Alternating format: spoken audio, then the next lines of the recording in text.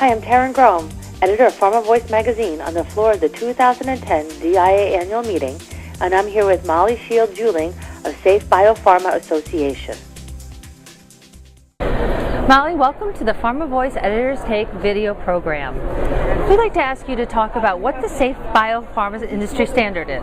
The SAFE-BioPharma industry standard is a strategic initiative of the biopharmaceutical industry to enable the industry and all of its partners to move to a fully electronic digital 21st century in terms of fully paperless business and regulatory processes. So it is a standard that consists of trusted identities. I am Mollie Shields-Uehling, and you can trust it even if you've never met me. And secondly, a digital signature which is uniquely linked to a person's identity and that you can trust in a legally binding context, and it can be enforceable in a court of law. How is it being used within the industry?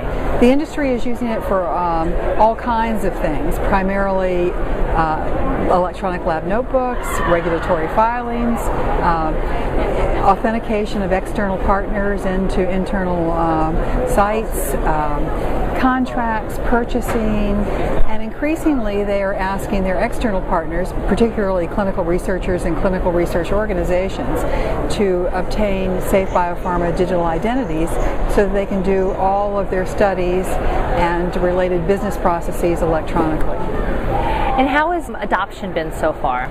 Adoption has been very good, and it's increasing very, very substantially. I think when we started out 5 years ago, we did a lot of pilots. We focused on improving the identity proofing process as well as expanding the number of digital signing technologies.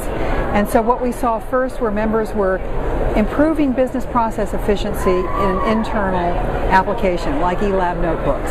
Then they did regulatory filings where they would compile the submission and deliver it to the regulatory agency, which would then review it electronically. Now what we see is they're using it for partnering, for business process improvements. So for example, Bristol-Myers Squibb is piloting with the National Cancer Institute and a number of collaborating research institutions to move their normal business processes, clinical trial protocols, contracts, clinical trial materials, 1572s, etc., completely electronically.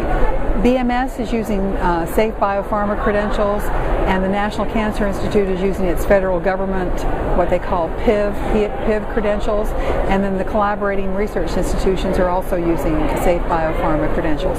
So it is essentially moving the business and the workflow totally into the digital world.